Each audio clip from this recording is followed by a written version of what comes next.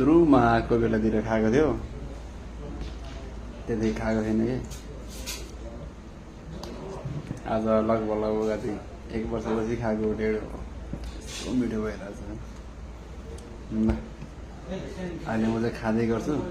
ल साथीहरू, म चाहिँ ढ्याक्क खाना खाएर निस्किसकेँ होइन। अब एकजना प्रो रहेछ एकदम मिल्ने,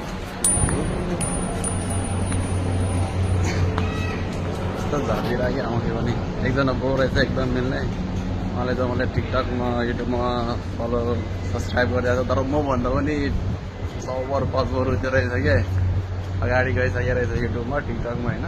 त्यही पनि सपोर्ट गर्दै ठिकै छ।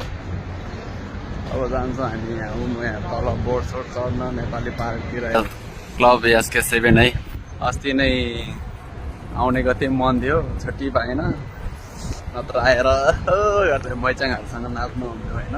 के गर्नु छैन, भाग्यमा नभएपछि यस्तै हो है, के गर्नु।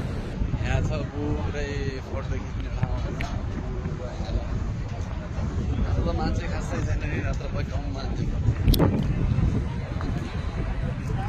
हेर्नु न ल, समुद्र हेर्ने भने अब यहाँ हो नि त।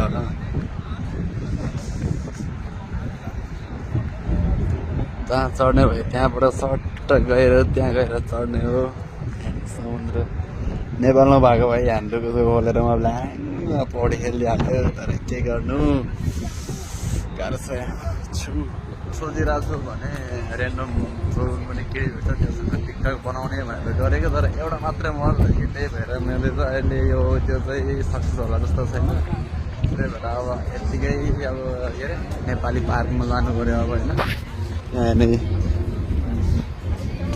यिनीहरू चाहिँ त्यो जहाजमा चाहिँ बोर्डमा जानलाई लाइनमा बसिरहेको, म चाहिँ अनि नेपाली पार्कतिर जानु लाग्यो। हेर्नु न ल, कत्रो ठुलो बोर्ड आइरहेको छ त्यहाँबाट। देख्नु भएको छ कहिले यस्तो? म त जाडोले पर्छ जस्तो छ हौ, कति जाडो।